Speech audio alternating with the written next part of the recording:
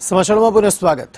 આજે ગીર સોમનાથમાં 34મી અખિલ ભારત વીર સાવરકર સમુદ્ર તરણ સ્પર્ધાનો પ્રારંભ કરવામાં આવ્યો હતો। જિલ્લા કલેક્ટર દિગ્વિજયસિંહ જાડેજા, જિલ્લા પંચાયત પ્રમુખ મંજુલાબેન મુછાલ દ્વારા આ સ્પર્ધાને ફ્લેગ ઓફ આપવામાં આવી હતી।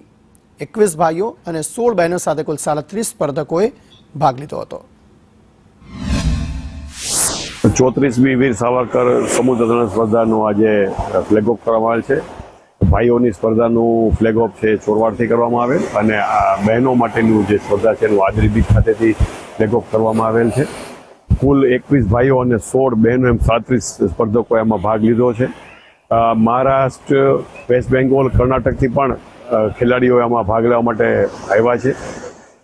હરિઓમ આશ્રમ અને ગુજરાત સરકારના સંયુક્ત ઉપક્રમે આનું આયોજન કરવામાં આવે છે। આ તમામ સ્पर्धकोની સેફટીના જે નોર્મ્સ હોય એનું પણ પાલન કરવામાં આવે છે। वीर सावरकर स्विमिंग कंपटीशन में मेरा सेकेंड टाइम है। लास्ट ईयर मैं आई थी। मैं अभी जॉब भी करती हूँ उधर यूथ डिपार्टमेंट में, तो जॉब के साथ साथ स्विमिंग अभी चालू रखना पड़ता है जब जब पॉसिबल होता है। इसके अलावा भी मैं कैलीग्राफी आर्टिस्ट हूँ, तो सब पैशन वगैरह तो चलता ही रहता है।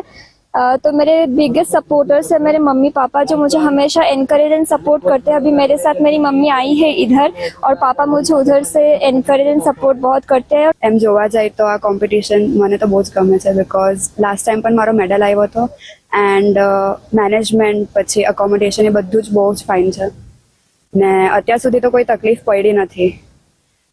તો હું ફ્યુચરમાં પણ અહીંયા આવવાનું પ્લાન કરું છું।